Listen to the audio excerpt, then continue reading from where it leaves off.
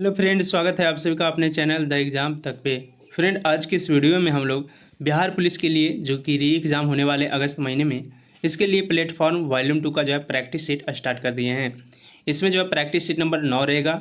इससे पहले ऑलरेडी हमने जो है प्रैक्टिस सेट नंबर 1 से 8 तक कवर करा दिया है। अगर आप लोग नहीं देखें तो चैनल के प्लेलिस्ट या फिर इस वीडियो के डिस्क्रिप्शन में उसका लिंक दे दिया जाएगा, वहाँ से जो आप लोग प्रैक्टिस सेट नंबर 1 से 8 तक देख सकते हैं। आज जो है इस वीडियो में प्रैक्टिस सेट नंबर 9 है। इसमें पूरे जो है 100 प्रश्न रहेंगे, जो कि सभी प्रश्न को डिटेल के साथ हम लोग कवर कराने वाले हैं। तो आप लोग वीडियो में शुरू से अंत तक जरूर बने रहेगा। और ये जो वॉल्यूम 2 का है प्रैक्टिस सेट, इसमें जो है टोटल 27 प्रैक्टिस सेट हैं, जो कि बारी बारी से हम लोग डिटेल के साथ कवर कराने वाले हैं। तो आप लोग चैनल से ज़रूर जुड़ जाइए, चैनल को जो है सब्सक्राइब कर लीजिए और बेल आइकन को भी प्रेस कर लीजिएगा। साथ ही अपने दोस्तों के साथ भी शेयर करते चलिएगा। तो चलिए फ्रेंड, आज की वीडियो को स्टार्ट करते हैं। स्टार्ट करने से पहले आप लोगों को बता दूं कि आप लोग जिस भी क्वेश्चन का आंसर पता हो, आप लोग उसका आंसर जो है कमेंट बॉक्स में दे सकते हैं और लास्ट में अपने स्कोर को भी बताइएगा। तो चलिए फ्रेंड, वीडियो को स्टार्ट करते हैं। पहला प्रश्न है कि एक 100 ग्राम वजन की गेंद जो कि 70 मीटर ऊंचे भवन के शीर्ष पर रखी गई है, गेंद की स्थितिज ऊर्जा क्या होगी? स्थितिज ऊर्जा की बात करें तो स्थितिज ऊर्जा बराबर होता है mgh। यानी इसका राइट आंसर जो है ये 100 गुने 70 गुने 10। अगर हम लोग इसे किलोग्राम में बदलेंगे तो 1000 से भागा देंगे तो 2 ये कट गया, 1 शून्य ये कट गया और हो गया ये 70 जूल। 70 जूल इसका राइट आंसर हो जाएगा option number B. Option number B इसका राइट आंसर हो जाएगा 70 जूल। यही अगर पूछता है इसका जो है गतिज ऊर्जा तो हाफ mv² हो जाता। तो ये दोनों सूत्र को आप लोग याद रखिएगा, क्योंकि दोनों सूत्र से जो है क्वेश्चन पूछे जाते हैं। अगला कि सरल सूक्ष्मदर्शी की आवर्धन क्षमता होती है। सरल सूक्ष्मदर्शी की आवर्धन क्षमता जो होती है ये 1 + dy/f होती है। यानी ऑप्शन नंबर डी इसका राइट आंसर हो जाएगा। और फ्रेंड मैं बता दूं, अगर आप लोगों को जिस भी क्वेश्चन का आंसर पता हो, आप लोग उसका आंसर जो है कमेंट बॉक्स में देते चलिएगा और लास्ट में अपने स्कोर को भी बताइएगा। अगला प्रश्न है कि एक फैराडे बराबर होता है, एक फैराडे की बात करें तो एक फैराडे बराबर होता है 96,500। अगला प्रश्न है कि 50 किलोग्राम भार का एक लड़का 6 मीटर लंबी घड़ी रस्सी पर जो है 1 मिनट में चढ़ता है। इसके द्वारा चढ़ाई गई विकसित शक्ति पूछ रहा है, तो शक्ति बराबर होता है mgh/t। तो ये हो जाएगा 50 गुने 10 गुने 6 मीटर, 6/10। 10 से 10 कट जाएगा यानी 6 बजे। ये मिनट में तो 60 से भागा पड़ेगा, तो 6 से 6 ये कट गया, 10 से 10 कट गया यानी 50 वाट हो जाएगा। ऑप्शन नंबर ए इसका राइट आंसर हो जाएगा। अगला प्रश्न है कि एक जया तरंग, इसका जो है RMS का मान कितना के बराबर है? एक जया तरंग के RMS मान की बात करें तो ये जो RMS मान है ये 0.707 अधिकतम मान होगा। ऑप्शन नंबर बी इसका राइट आंसर हो जाएगा। अगला प्रश्न है कि choose the correct indirect speech. Indirect speech का चूज करना है। इसका राइट आंसर जो है क्वेश्चन है कि Pawan said I am preparing hot coffee for जो है यू। इसका right answer Pawan said that he was preparing hot coffee for me. Option number A इसका राइट आंसर हो जाएगा। अगला है ट्रांसलेशन बनाना है। मैं तैरना जानता हूँ, मैं तैरना जानता हूँ, इसका ट्रांसलेशन जो होगा हाउ टू आई नो, इसका राइट आंसर हो जाएगा I know how to swim. यानी ऑप्शन नंबर बी इसका राइट आंसर हो जाएगा। अगला प्रश्न है कि मित्र मिलन कहानी संग्रह किनकी रचना है? मित्र मिलन कहानी संग्रह की बात करें तो मित्र मिलन कहानी संग्रह जो है ये अमरकांत की रचना है। अमरकांत ऑप्शन नंबर डी इसका राइट आंसर हो जाएगा। और इनकी प्रमुख रचना जिंदगी और जोक, देश के लोग और मौत का नगर, ये सभी जो है इनकी प्रमुख रचना है। अगला प्रश्न है आलोक पर्व निबंध संग्रह किनकी रचना है? आलोक प्रबंध पर्व निबंध संग्रह की बात करें, ये जो है हजारी प्रसाद द्विवेदी की रचना है। तो आप लोग जो है सभी रचना को देख के जाइएगा, क्योंकि हर एग्जाम में 1 से 2 प्रश्न इसे आते हैं। मोहन कलम से लिखता है, मोहन जो है ये कलम से लिखता है, इसमें से कौन सा कारक है? से की बात करें तो से जो है ये करण कारक है। अगला प्रश्न है 2 इलेक्ट्रॉन को एक दूसरे के पास लाने में सामुदायिक और स्थितिज वैद्युत ऊर्जा जो है ये क्या होगा? इसकी बात करें तो वैद्युत ऊर्जा जो है ये बढ़ेगी। ऑप्शन नंबर 20 का राइट आंसर हो जाएगा। 2 इलेक्ट्रॉन को एक दूसरे के पास लाने पर अस्थितिक वैद्युत ऊर्जा जो है ये बढ़ेगी। यदि दो प्रोटॉन को एक दूसरे के निकट लाने पर जो है इसकी स्थितिज ऊर्जा बढ़ेगी। प्रोटॉन और इलेक्ट्रॉन को एक दूसरे के निकट लाने पर स्थितिज ऊर्जा जो है ये घट जाएगी। तो आप लोग इसे जो है सभी को याद रखिएगा। अगला है कि एक इलेक्ट्रॉन जब किसी चुंबकीय क्षेत्र से होकर गुजरता है तब क्या होता है। जब एक इलेक्ट्रॉन किसी चुंबकीय क्षेत्र से होकर गुजरता है तो वेग, ऊर्जा और संवेग जो है ये नियत रहता है। ऑप्शन नंबर डी इसका राइट आंसर हो जाएगा। अगला प्रश्न है कि धातु कर्म एक प्रक्रिया है। धातु कर्म की बात करें, ये जो एक प्रक्रिया है ये अयस्क से धातु के निष्कर्षण की प्रक्रिया है। ऑप्शन सी इसका राइट आंसर हो जाएगा। निस्तापन जो कि कार्बोनेट जलयोजित ऑक्साइड अयस्कों की समिति वायु में जो है गर्म कर धातु प्राप्त करने के लिए यह प्रक्रिया है। और भर्जन पूछे तो ये जो है सल्फाइड अयस्क के वायु की उपस्थिति से जो है अधिक ताप पर गर्म कर शुद्ध धातु प्राप्त करने के लिए यह प्रक्रिया है। इन दोनों पॉइंट को आप लोग याद रखिएगा। अगला प्रश्न है हाइड्रोजन के 1+ ऑक्सीकारक अवस्था में बना यौगिक है। इसमें जो है बना यौगिक ये है NH3 ऑप्शन नंबर डी इसका राइट आंसर हो जाएगा। NH3 में जो है ये NH3 में हाइड्रोजन के ऑक्सीकारक जो है +1 है और नाइट्रोजन के जो है -3 है। अगला प्रश्न है क्षारीय धातुओं का गुण क्या है। क्षारीय धातु की बात करें तो क्षारीय धातु का गुण जो है ये इलेक्ट्रॉन्स को आसानी से छोड़ देती है। ऑप्शन डी इसका राइट आंसर हो जाएगा। और यस ब्लॉक के 1A ब्लॉक का तत्व जो है ये वर्ग के तत्व ये क्षार धातु कहते हैं। जैसे लिथियम, सोडियम, पोटेशियम ये सभी जो है क्षार धातु हैं। क्षार धातु ये जो है अतिक्रियाशील होते हैं। तो ये सारे पॉइंट को आप लोग याद रखिएगा। क्षार धातुओं की क्रियाशीलता के कारण जो है इसे केरोसिन तेल में रखा जाता है। अगला है कि निम्नलिखित में से ऊष्माक्षेपीय विक्रिया कौन सी है। ऊष्माक्षेपी की बात करें तो ऊष्माक्षेपीय विक्रिया जो है ये C+O2 CO2 प्लस जो है 94.45 कैलोरी ये जो है ऊष्माक्षेपीय विक्रिया का उदाहरण है। अगला है कि रक्त में पाए जाते हैं। रक्त की बात करें तो रक्त में ये ऋणावेशित कण पाए जाते हैं। ऋणावेशित कण ऑप्शन नंबर 20 का राइट आंसर हो जाएगा। रक्त जो कि ऋणावेशित सोल है। रक्त में हीमोग्लोबिन धनावेशित कण है। रक्त जो है एक संयोजी ऊतक है और यह जो है शरीर को गर्म और कोशिकाओं तक पोषण पदार्थ तथा जो है ऑक्सीजन पहुंचाने का कार्य करता है। अगला प्रश्न है निम्नलिखित में से कौन सा किए गए कार्य का उदाहरण नहीं है।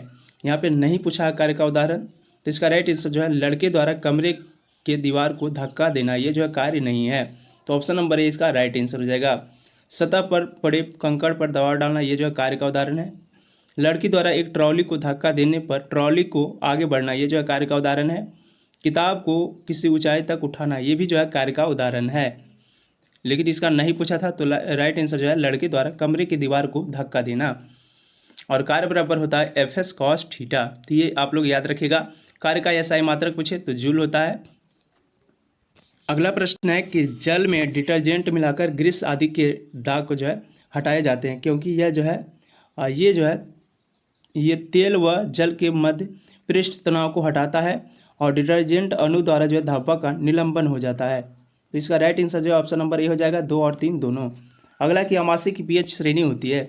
अमाशय की बात करें तो अमाशय की pH श्रेणी जो होती है ये 1.5 से 2.0 तक के बीच होती है। ऑप्शन बी इसका राइट आंसर हो जाएगा। अमाशय में जो है जठर रस होता है। जठर रस इसमें जो है HCl होता है यानी हाइड्रोक्लोरिक अम्ल होता है जो कि इसका pH मान कम कर देता है। pH मान जो है कम होने पर जो है अम्लीय प्रदर्शित करता है। पीत रस का pH मान 7.7 होता है। अग्नाशयी रस का pH मान जो कि 7.5 से 8.3 तक होता है। तो ये सारे पॉइंट आप लोग याद रखिएगा। अगला कि मानव की आहार नाल के विभिन्न भागों के सही क्रम का चयन करना है। इसका सही क्रम जो हो जाएगा मुख, ग्रसिका, अमाशय, फिर क्षुद्रांत और बृहतांत। ये जो ऑप्शन नंबर ए है इसका राइट आंसर हो जाएगा। भोजन को मुख में जो है लेना ये अंतर्ग्रहण कहलाता है और अमाशय में भोजन का पाचन अम्लीय माध्यम से होता है। छोटी आंत में भोजन का पाचन जो है क्षारीय माध्यम से होता है। भोजन का अवशोषण छोटी आंत की रचना से जो है ये विल्ली द्वारा होता है। तो ये सारे पॉइंट को आप लोग याद रखिएगा। और भोजन के पाचन क्रिया 5 चरण में पूर्ण होते हैं। अंतःग्रहण, पाचन, अवशोषण, स्वांगीकरण, मल परित्याग। ये जो है 5 इसके चरण हैं। और मनुष्य के आहार नाल की कुल लंबाई जो कि 33 फीट होती है। अगला प्रश्न है कि प्रतिजैविक के उपचार में प्रभावी है। प्रतिजैविक के उपचार की बात करें इसमें जो प्रभावी है ये हैजा है। हैजा ऑप्शन नंबर डी इसका राइट आंसर हो जाएगा। अगला प्रश्न है कि मनुष्यों में अनैच्छिक क्रियाएं जैसे कि रक्त दबाव, लार और उल्टी को इस द्वारा नियंत्रित किया जाता है।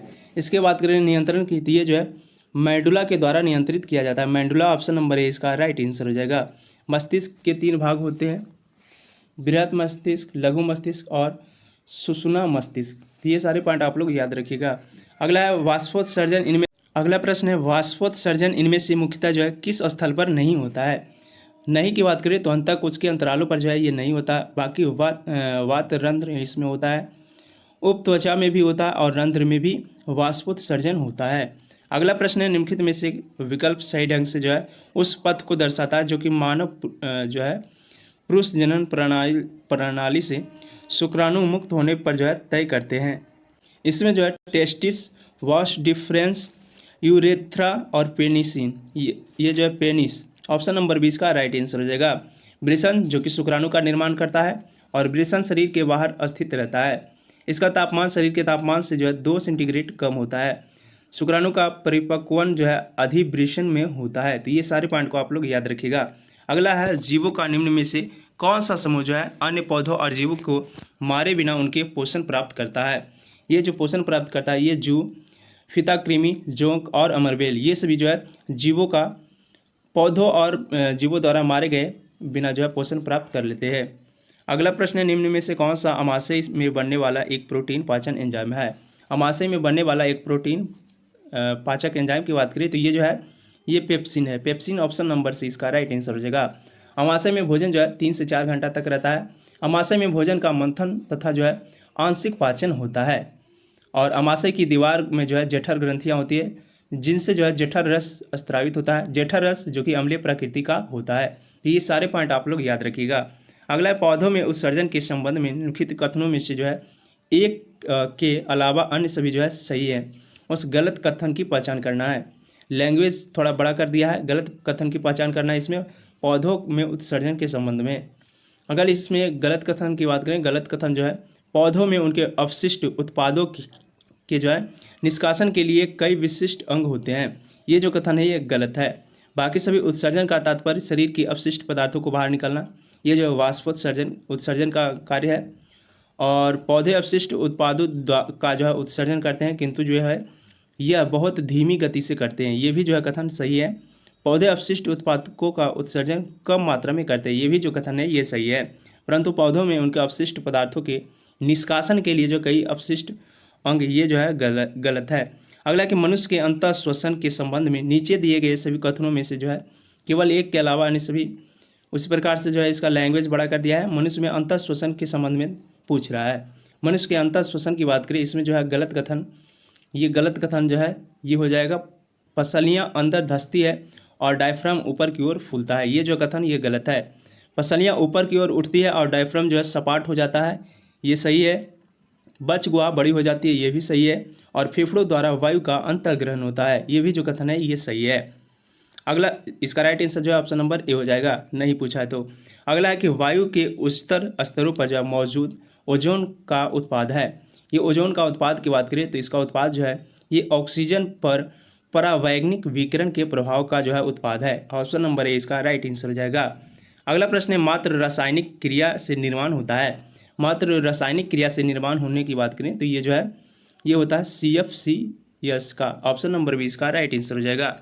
CFCS जो कि क्लोरोफ्लोरोकार्बन या फिर फ्रियोन कहा जाता है इसे, और इसका व्यावसायिक नाम जो कि फ्रियोन है। ये सारे पॉइंट आप लोग याद रखिएगा। और ये जो ओजोन परत क्षय में जो है मुख्य जिम्मेदार होता है CFC। बायोगैस में मीथेन जो कि 75% तक जो है पाया जाता है और कार्बन डाइऑक्साइड तथा हाइड्रोजन सल्फाइड भी इसमें जो है होते हैं। नाइट्रस ऑक्साइड जो कि हास्य गैस है, तो ये सारे पार्ट को आप लोग याद रखिएगा। और मार्स गैस जो कि मीथेन है। अगला प्रश्न है निम्नलिखित में से कौन इसे जो है हल करना है। मैथ का क्वेश्चन है, करा कि tan 73 डिग्री बटे cos 70 डिग्री, tan 73 डिग्री और बटे cot 17 डिग्री दिया हुआ है। tan को हम लिख सकते हैं tan 73 degree, tan 73 degree. cot को अगर हम लोग tan में बदलेंगे तो ये जो है cot 90 - 73 लिख सकते हैं इसे। तो इसे हम लोग tan tan 73 लिख सकते हैं। cot 90 माइनस 73 इसे हम लिख सकते हैं cot 17 डिग्री को। तो ये जो है कट जाएगा, tan 73 बटे tan 73 ये कट जाएगा तो आ जाएगा 1। ऑप्शन नंबर डी इसका राइट आंसर हो जाएगा। अगला है कि यदि दो संख्याओं का महत्तम समावर्तक 2 है और उनका गुणनफल जो है 120 है तो लसा निकालना है। इसका सूत्र होता है एलसीएम गुणे एचसीएफ बराबर संख्याओं का गुणनफल। तो एलसीएम इसमें निकालना है, एलसीएम निकालना है और महत्तम समावर्तक 2 दिया हुआ है, गुणनफल कितना है तो 120 है। ये जो है 60 बार में कट जाएगा, यानी ये एलसीएम जो है ये आ जाएगा 60। ऑप्शन नंबर सी इसका राइट आंसर हो जाएगा। अगला कॉम्बिनेशन का क्वेश्चन है, n कॉम्बिनेशन 3 बराबर n कॉम्बिनेशन 8। तो n का मान ज्ञात करना है। इसमें n का मान हम बताते हैं, आप लोग जो है कॉपी पे ज्ञात कर लीजिएगा। इसका n का मान जो है 11 आ जाएगा। ये कैसे होगा, तो अगर n कॉम्बिनेशन 8 का है तो 8 में जो है ये हो जाएगा 8 गुने 7 गुने 6 गुने 5 गुने 4 गुने 3, और ये जो है इधर लाएंगे तो ये माइनस में चला आएगा 3 तक तो कट जाएगा, तो इसका जो है 11 आ जाएगा। अगला प्रश्न है कि चक्रवृद्धि ब्याज की कितने प्रतिशत वार्षिक दर से जो है 1250 की राशि 3 वर्ष में बढ़कर जो है 1488.77 हो जाएगी। अगर इसे हम लोग हल करें तो इसमें जो है 1488.77 जो है ये चक्रवृद्धि ब्याज हो रही है कितने पर, तो ये 1250 पे हो रही है, और 1 + RY100 पर पावर कितने वर्ष में, तो 3 वर्ष में। आप लोग इसे हल कर लीजिएगा। हल करने पर जो है इसका राइट आंसर 6% आएगा। अगला प्रश्न है कि भारत में बैंक विनिमय अधिनियम कब में जो है पारित किया गया था। भारत में बैंक विनिमय अधिनियम की बात करें, ये जो पारित किया गया था ये 1949 में पारित किया गया था। 1949 ऑप्शन नंबर डी इसका राइट आंसर हो जाएगा। भारतीय बैंक अधिनियम 1949 में भारत के सभी बैंक फर्मों को जो है नियंत्रित करता था। यह अधिनियम 16 मार्च 1949 को लागू किया गया था। अगला प्रश्न है, चीन पर शासन करने वाला अंतिम राजवंश कौन था और चीन गणराज्य की स्थापना किस वर्ष हुई थी। अंतिम राजवंश की बात करें तो अंतिम राजवंश जो है यह किंग राजवंश था, और चीन गणराज्य की स्थापना जो कि 1911 में हुआ था। अगला प्रश्न है अबू धाबी किस की राजधानी, अबू धाबी किस देश की राजधानी है। अबू धाबी जो है ये संयुक्त अरब अमीरात की राजधानी है। इटली की राजधानी रोम है। नीदरलैंड की राजधानी एम्स्टर्डम है, और अंतर्राष्ट्रीय न्यायालय का मुख्यालय जो कि हेग में स्थित है। अगला है भारत में पाली पंचवर्षीय योजना का आधार है। भारत में पाली पंचवर्षीय योजना का आधार जो है ये 1951 से 56 तक जो कि हायरा-डॉमर मॉडल पर आधारित था। हायरा-डॉमर मॉडल ऑप्शन नंबर ए इसका राइट आंसर हो जाएगा। प्रथम पंचवर्षीय योजना में जो है प्राथमिकता ये कृषि और सिंचाई पर दी गई थी। तो ये सारे पॉइंट आप लोग याद रखिएगा। अगला है कि किस समिति की सिफारिश पर ग्राम पंचायत यानी पंचायतों को संवैधानिक संस्था का दर्जा प्राप्त हुआ। ये जो है दर्जा ये सिंधवी समिति के द्वारा प्राप्त हुआ था। सिंधवी समिति ऑप्शन नंबर 20 का राइट आंसर हो जाएगा। और यह सिफारिश जो है 1986 में किया गया था। 73वां संविधान संशोधन 1993 के द्वारा जो है पंचायत को संवैधानिक दर्जा प्राप्त हुआ था, और सर्वप्रथम पंचायती राज को संवैधानिक अधिकार प्रदान करने के लिए जो है 64वां संविधान संशोधन विधेयक लाया गया था। सरकारी आयोग केंद्र राज्य संबंध पर जो है बनाया गया है। अगला प्रश्न है कि 20% चक्रवृद्धि ब्याज पर निवेश की गई कोई राशि जो है कम से कम कितने वर्षों में जो है स्वयं से दोगुनी से भी अधिक हो जाएगी। ये स्वयं से दोगुनी से भी अधिक हो जाएगी। 20% बोल रहा है तो 20% 1/5 हो जाएगा, और ये स्वयं से जो है स्वयं से दोगुनी से भी अधिक हो जाएगी 5, तो ये जो है 1 बढ़ जाएगा 6 आ जाएगा चक्रवृद्धि ब्याज। फिर 5 लेते हैं तो फिर ये 6 आ जाएगा, 5 लेते हैं तो 6 आ जाएगा। अगर हम लोग फिर से एक बार 5 लेते हैं 6, अगर इसे हम लोग गुना करेंगे तो ये आ जाएगा 625, और इसमें बोल रहा है दोगुनी से भी अधिक 606 से 6 गुना 4 बार करेंगे तो ये 1296 आ जाएगा, यानी ये जो है दोगुना से भी अधिक है। तो यानी इसका राइट आंसर जो है 4 वर्ष हो जाएगा। न्यूनतम समय जो है 4 वर्ष। ऑप्शन नंबर डी सी इसका राइट आंसर हो जाएगा। अगला प्रश्न निम्नलिखित में से कौन सा जो है 14 वर्ष में भारत का 29वां राज्य बना है। 2014 की बात करें 2014 में जो है तेलंगाना ये भारत का 29वां राज्य बना था। तेलंगाना ऑप्शन नंबर 20 का राइट आंसर हो जाएगा। 2 जून 2014 को भारत का 29वां राज्य जो कि तेलंगाना बना था। वर्तमान समय में कुल 28 राज्य है और 8 केंद्र शासित राज्य है। झारखंड जो कि 15 नवंबर 2000 को बना था 28वां राज्य, 27वां राज्य उत्तराखंड जो कि 9 नवंबर 2000 को बना था, और छत्तीसगढ़ 1 नवंबर 2000 को 26वां राज्य बना था। गोवा जो कि 30 मई 1987 को 25वां राज्य बना था। अगला प्रश्न है, सार्क के कितने सदस्य देश हैं? सार्क की बात करें तो सार्क में टोटल 8 सदस्य देश हैं, 8। ऑप्शन नंबर 20 का राइट आंसर हो जाएगा। और सार्क का पूरा नाम the South Asian Association for Regional Cooperation. SAARC की स्थापना जो कि 8 दिसंबर 1985 को हुआ था, और सार्क का सचिवालय जो कि काठमांडू में स्थित है। सार्क के सदस्य देश 8 कौन कौन है? तो भारत, पाकिस्तान, बांग्लादेश, भूटान, नेपाल, श्रीलंका, मालदीव और अफगानिस्तान। सार्क का 8वां देश जो कि अफगानिस्तान बना था। कोरोमंडल, अगला प्रश्न है, कोरोमंडल तट निम्नलिखित में से किन 2 राज्यों की गृह भूमि है? कोरोमंडल तट की बात करें, ये जो है तमिलनाडु और आंध्र प्रदेश की गृह भूमि है। ऑप्शन नंबर डी इसका राइट आंसर हो जाएगा। ये जो है कोरोमंडल तट, ये दक्षिणी पूर्वी तट पर स्थित है। ये जो है पूर्वी घाट ये हिंद महासागर और बंगाल की खाड़ी के बीच स्थित है। अगला निम्नलिखित में से आसियान देश के आसियान देश के संस्थापक सदस्य है। आसियान की बात करें, संस्थापक सदस्य जो है ये है मलेशिया। ऑप्शन नंबर 20 का राइट आंसर हो जाएगा। और आसियान की स्थापना जो कि 8 अगस्त 1967 को बैंकॉक में हुआ था। आसियान के सदस्य देश जो कि थाईलैंड, इंडोनेशिया, मलेशिया, फिलीपींस और सिंगापुर है। अगला प्रश्न है कि निम्नलिखित में से स्वतंत्रता सेनानी ने जेल की दीवारों पर कमला लिखा था। कमला की बात करें तो जेल की दीवारों पर जो कमला लिखा था ये है वीडी सावरकर। ऑप्शन नंबर 20 का राइट आंसर हो जाएगा। अगला निम्नलिखित में से दक्षिण अफ्रीका की प्रशासनिक राजधानी कौन सी है? दक्षिण अफ्रीका की प्रशासनिक राजधानी जो है ये प्रीटोरिया है। प्रीटोरिया, ऑप्शन नंबर डी इसका राइट आंसर हो जाएगा। और दक्षिण अफ्रीका का सबसे बड़ा नगर जो कि जोहान्सबर्ग है। अगला प्रश्न है कि अजय जयराम निम्नलिखित में से खेलों में से किस खेल में जो है भारत का प्रतिनिधित्व करता है? अजय जयराम की बात करें, अजय जयराम जो है ये बैडमिंटन के खिलाड़ी, बैडमिंटन। ऑप्शन नंबर डी इसका राइट आंसर हो जाएगा। अगला, निम्न प्रधानमंत्री के उनके कार्यक्रम के अनुसार जो है व्यवस्थित करना है। कालक्रम के अनुसार जो है व्यवस्थित करना है। इसका राइट आंसर जो है, अगर हम लोग पीवी नरसिम्हा राव की बात करें, इनका कार्यकाल जो है 1991 से 96 के बीच रहा।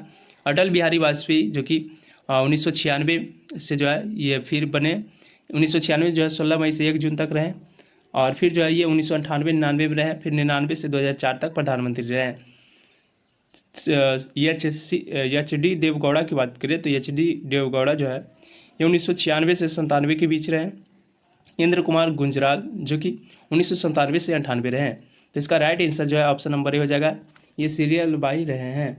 अगला प्रश्न है, तात्या टोपे उन सेना नायकों में से एक थे जिन्होंने जो है भारतीय स्वतंत्रता संग्राम में भाग लिया था। ये कब भाग लिए थे? तो ये जो है 1857 में भाग लिए थे। 1857 में तात्या टोपे जो है भाग लिए थे। तो ऑप्शन नंबर ए इसका राइट आंसर हो जाएगा।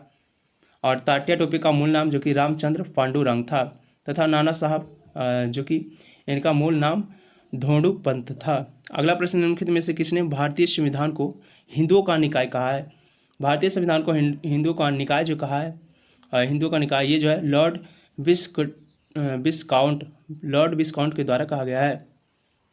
अगला प्रश्न, निम्नलिखित में से कौन सी पहाड़ी जो है मेघालय में स्थित नहीं है? मेघालय की बात करें तो मेघालय में जो स्थित पहाड़ी है ये जंतिया गारो खासी पहाड़ी है। जवादी पहाड़ी जो कि मेघालय में नहीं स्थित है। जवादी पहाड़ियाँ की श्रेणी जो कि पूर्वी घाट के बड़ी श्रेणियों में एक है, ये जो है तमिलनाडु राज्य में स्थित है। इस पहाड़ी पर जो है चंदन के जंगल पाए जाते हैं। अगला प्रश्न है, निम्नलिखित में से कौन सा महासागर जो है दुनिया का तीसरा सबसे बड़ा महासागर है? दुनिया का तीसरा सबसे बड़ा महासागर जो कि हिंद महासागर है। ऑप्शन बी इसका राइट आंसर हो जाएगा। और सबसे बड़ा महासागर पूछे तो ये प्रशांत महासागर है। उसके बाद अटलांटिक महासागर है, और तीसरा जो है हिंद महासागर है। अगला प्रश्न है कि भारत के उत्तरी मैदान पूरी तरह से जो है किस मिट्टी से निर्मित है? भारत के उत्तरी मैदान की बात करें तो ये जो है पूरी तरह से जलोढ़ मिट्टी से निर्मित है। ऑप्शन बी इसका राइट आंसर हो जाएगा। अगला, निम्नलिखित में से कौन सा सकल घरेलू उत्पाद में शामिल होता है? सकल घरेलू उत्पाद की बात करें, इसमें जो शामिल होता है अंतिम वस्तुओं की बिक्री, ये जो है सकल घरेलू उत्पाद में शामिल होता है। अगला प्रश्न है, स्वतंत्र भारत में देश की प्रथम औद्योगिक नीति की घोषणा कब की गई? प्रथम औद्योगिक नीति की घोषणा जो है ये 1948 में की गई थी। 1948, ऑप्शन नंबर 20 का राइट आंसर हो जाएगा।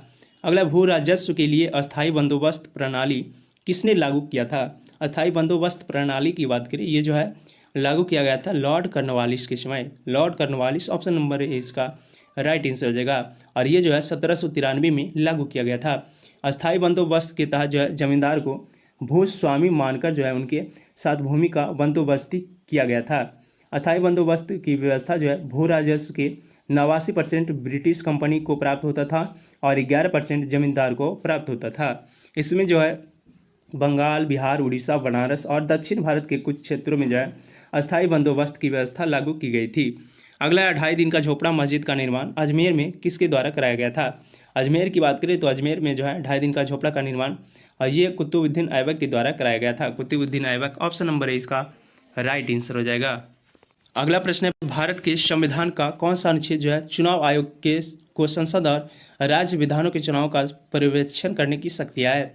ये जो अनुच्छेद है ये अनुच्छेद 324 में इसकी प्रावधान मिलता है। ऑप्शन नंबर डी इसका राइट आंसर हो जाएगा।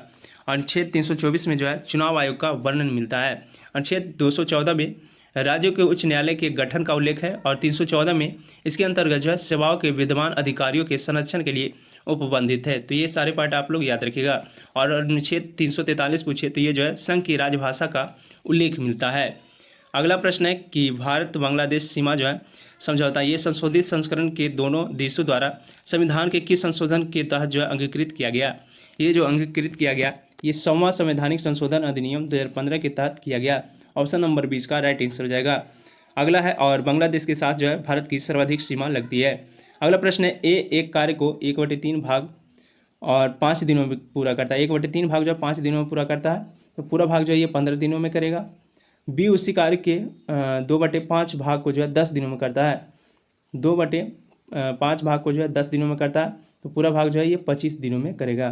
तो ए और बी मिलकर इस कार्य को कितने दिनों में करता है। ए 15 दिन में और बी जो है 25 दिनों में करता है। इसका रेशियो जो है इसका रेशियो आ जाएगा, इसका रेशियो 75 आ जाएगा।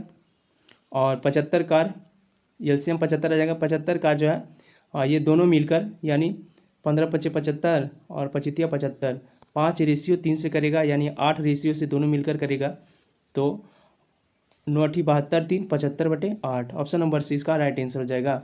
अगला है एक समकोण त्रिभुज के समकोण बनाने वाली दो अश्म भुजाओं की लंबाई जो है 8 सेंटीमीटर और 15 सेंटीमीटर है। तो इसके कर्ण की लंबाई क्या होगी।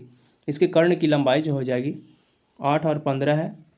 मान लिया जाए ये त्रिभुज है समकोण त्रिभुज, इसका मान 90 डिग्री होता है का मान। ये जो है 8 सेंटीमीटर और ये जो है 15 है। तो कर्ण हो जाएगा, कर्ण बराबर होता है √अंडर लंब स्क्वायर प्लस आधार स्क्वायर। तो इसमें जो है कर्ण बराबर आ जाएगा, कर्ण ये जो बड़ा भुजा है ये कर्ण कहलाता है। तो √अंडर 8 का स्क्वायर लंब स्क्वायर प्लस 15 का स्क्वायर। 8 का स्क्वायर जो है ये 64 और प्लस जो है 15 का स्क्वायर 225 करेंगे तो ये जो है कितना आएगा, तो ये 289 आ जाएगा। √289 का मान 17 होता है। तो इसका राइट आंसर जो है 17 ऑप्शन नंबर बी हो जाएगा। अगला प्रश्न है अनुपमा ने एक पुस्तक 10% के लाभ पर बेची।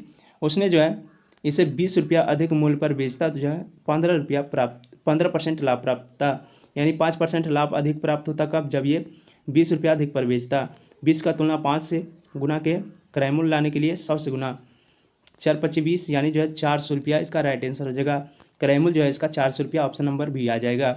अगला प्रश्न है संख्याएं जो कि 12,401 है, इसकी संख्या में विभाजित करने के लिए जो है हमें भागफल के रूप में प्राप्त 76 और शेष के रूप में 13 प्राप्त है। तो भाज्य बराबर होता है भाजा गुने भागफल जोड़ शेष। भाज्य जो दिया हुआ है 12,401 दिया हुआ है और भाजक हम लोग को निकालना है तो एक भागफल जो है 76 और प्लस 13।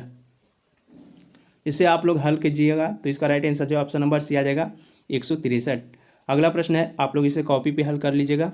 मैं इसका जो है राइट आंसर बताता हूँ। इसका राइट आंसर जो है ये 13 आ जाएगा। अगला प्रश्न है कि भारत की पहली इंजन रहित रेलगाड़ी का नाम क्या है। भारत की पहली इंजन रहित रेलगाड़ी की बात करें तो इसका नाम जो है ये वंदे भारत एक्सप्रेस है। Vande Bharat express option number 20 का राइट आंसर हो जाएगा। अगला प्रश्न है निम्नलिखित में से कौन सी हिमाचल प्रदेश की एक मार्शल नृत्य शैली है जो कि तलवारों के साथ की जाती है। ये जो नृत्य शैली है ये है खरैती ऑप्शन नंबर डी इसका राइट आंसर हो जाएगा। असम की प्रमुख लोक नृत्य जो कि बिहू और बिहार का विदेशिया झिझिया, हरियाणा का सांग फांग धमाल, कर्नाटक का लाम्बी यक्षगान, ये सभी जो है सभी राज्य के आप लोग जो है लोक नृत्य को याद कर लीजिएगा क्योंकि हर एग्ज़ाम में जो है पूछा जाता है अगला प्रश्न है कि भारत के कितने राज्यों की सीमा जो है सिक्किम से जुड़ी हुई है। सिक्किम की बात करें तो सिक्किम के जो है सिक्किम से जुड़ी हुई सीमा ये जो है एक राज्य की है, एक राज्य। ऑप्शन नंबर ए इसका राइट आंसर हो जाएगा। देश के पूर्वोत्तर हिस्से में जो स्थित सिक्किम ये दक्षिण में पश्चिम बंगाल से मात्र सीमा लगाती है और अपनी अंतर्राष्ट्रीय सीमा जो कि दक्षिण पूर्व में भूटान के साथ, पश्चिम में नेपाल के साथ और उत्तर पूर्व में चीन के साथ सीमा लगाती है। अगला प्रश्न है निम्नलिखित में से कौन सा जो है श्रीलंका की पहली आधिकारिक भाषा है। श्रीलंका की पहली आधिकारिक भाषा जो कि सिंहली है। सिंहली ऑप्शन नंबर ए इसका राइट आंसर हो जाएगा। दारा सिकोह अंततः जो है उत्तराधिकारी के युद्ध जो कि सामूगढ़ की लड़ाई में किसे हार गया था, किससे हार गया था? तो ये जो है दारा सिकोह सामूगढ़ की लड़ाई में जो कि औरंगजेब से हार गया था। औरंगजेब ऑप्शन नंबर ए इसका राइट आंसर हो जाएगा। अगला है और सामूगढ़ की लड़ाई जो कि 29 मई 1658 को औरंगजेब और मुराद की संयुक्त सेनाओं द्वारा जो है दारा सिकोह के मध्य हुआ था। अगला प्रश्न है प्रश्न नंबर 71। लाला लाजपत राय जो है एक सक्रिय सदस्य थे। लाला लाजपत राय की बात करिए, जो सक्रिय सदस्य थे ये आर्य समाज के थे। Arya Samaj option number C इसका राइट आंसर हो जाएगा। और दयानंद सरस्वती द्वारा जो है आर्य समाज की स्थापना की गई थी। दयानंद सरस्वती का मूल नाम जो कि मूल शंकर था। आर्य समाज के संस्थापक ये जो है दयानंद सरस्वती थे और इसकी स्थापना जो 1875 में किया गया था।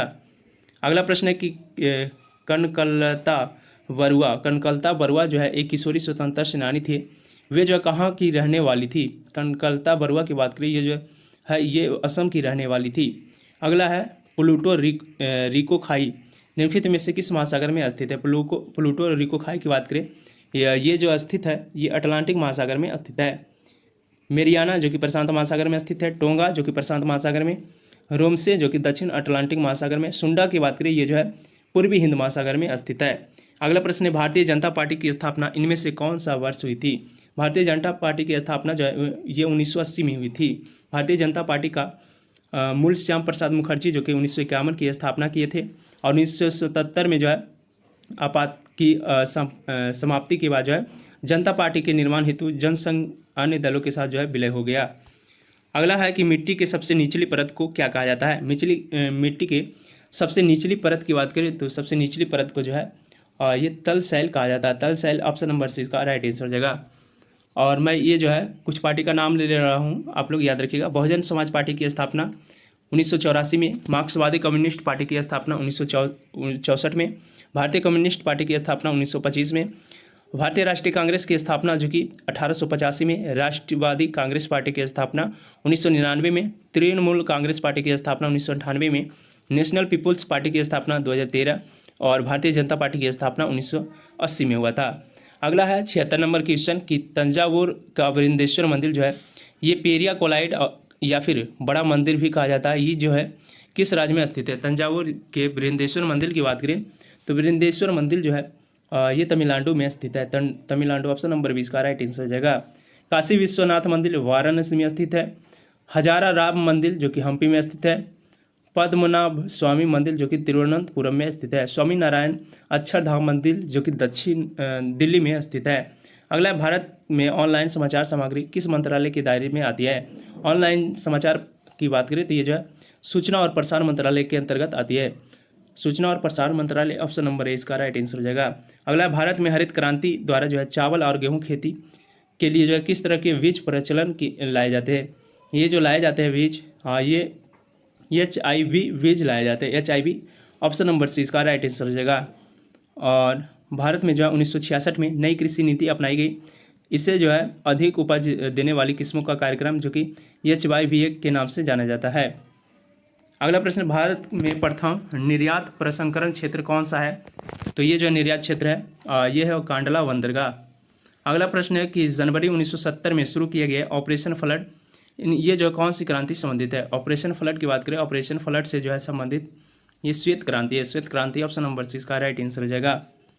अगला प्रश्न है कि भारतीय संदर्भ में PIL है। PIL की बात करें तो PIL जो है ये न्यायिक रूप से व्यक्त तथ्य है। ऑप्शन नंबर ए इसका राइट आंसर हो जाएगा। अगला प्रश्न है कि दुनिया की सबसे लंबी रिवर क्रूज जो कि MV गंगा विलास, इसका उद्घाटन कहाँ किया गया?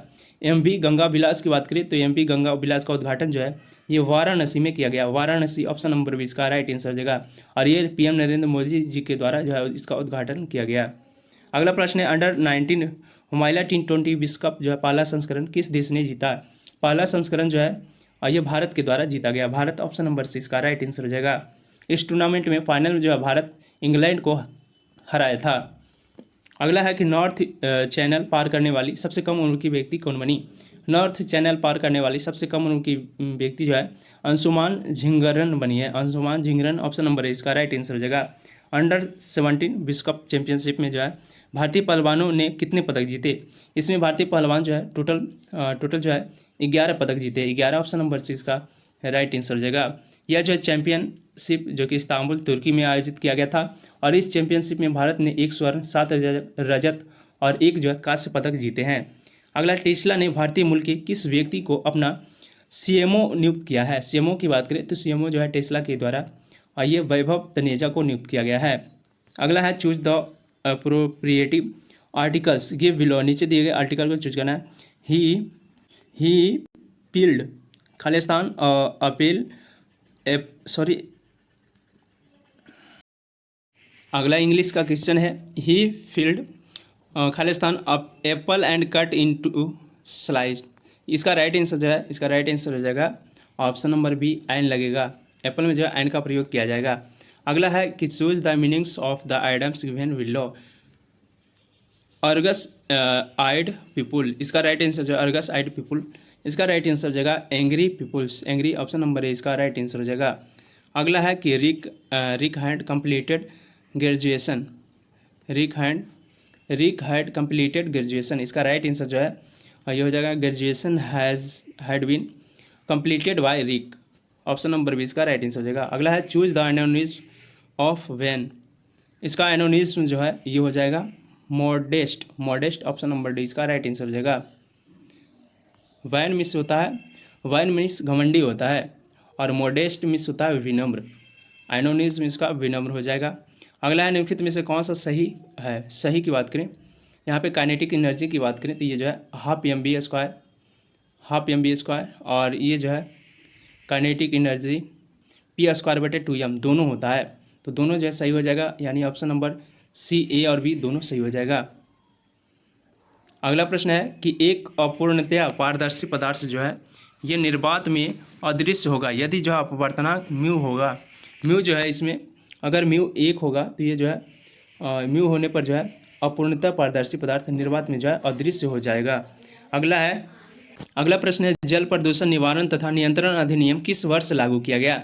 जल प्रदूषण निवारण तथा नियंत्रण अधिनियम जो है ये वर्ष 1974 में लागू किया गया। 1974 ऑप्शन नंबर बी इसका राइट आंसर हो जाएगा। और इसके बाद जो 1988 में यह जो है पुनः संशोधित किया गया था। अगला प्रश्न है अम्लीयसीकृत वसा का पाचन होता है। अम्लीयसीकृत वसा का पाचन जो है अम्लीयसीकृत वसा का पाचन ये जो है लाइपेज द्वारा होता है। लाइपेज ऑप्शन नंबर है इसका राइट आंसर हो जाएगा। वसा को अम्लीयसीकृत करने का कार्य जो है पीतरस द्वारा होता है। वसा जो है ट्राइग्लिसराइड होता है। पीतरस भोजन को क्षारीय माध्यम प्रदान करता है। तो ये सारे पॉइंट आप लोग याद रखिएगा। अगला प्रश्न है कि दूरदर्शन रिसीवर में आवाज़ होती है। दूरदर्शन रिसीवर की बात करें इसमें आवाज़ जो होती है फ्रीक्वेंसी मेडुलेटेड से होती है। ऑप्शन नंबर है इसका राइट आंसर हो जाएगा। अगला है कि उसने कहा कि मैं निर्दोष हूँ। कौन सा वाक्य है? ये जो है मिस्र वाक्य है। मिस्र ऑप्शन नंबर सी इसका राइट आंसर हो जाएगा। इज्जत शब्द का लिंगिंग बताइए। इज्जत शब्द की बात करें तो इज्जत शब्द का लिंगिंग जो है ये स्त्रीलिंग है। स्त्रीलिंग ऑप्शन नंबर है इसका राइट आंसर हो जाएगा। अगला प्रश्न है कि सीता ने आम खाया कौन सा वाच्य है? सीता ने आम खाया ये जो वाच्य है ये है कर्तृवाच्य ऑप्शन नंबर है इसका राइट आंसर हो जाएगा। अगला है कि रसोई घर कौन सा समास है? रसोई घर की बात करिए जो है तत्पुरुष समास है। लास्ट क्वेश्चन है कि कालजयी शब्द का अर्थ है। कालजयी शब्द की बात करिए कालजयी शब्द का अर्थ जो होता है ये शाश्वत होता है। शाश्वत ऑप्शन नंबर 20 का राइट आंसर हो जाएगा। तो फ्रेंड आज के इस वीडियो में हमने जो है टोटल 100 के 100 प्रश्न को डिटेल के साथ कवर कराया है। अगर वीडियो आप लोगों को अच्छी लगी तो वीडियो को लाइक कर देंगे और चैनल को अभी तक सब्सक्राइब नहीं किए हैं तो चैनल को भी सब्सक्राइब कर देंगे। साथ ही अपने दोस्तों के साथ भी अधिक से अधिक शेयर कीजिएगा। तो चलिए फ्रेंड अब हम लोग अगले वीडियो में मिलेंगे। आज के लिए इतना ही। जय हिंद।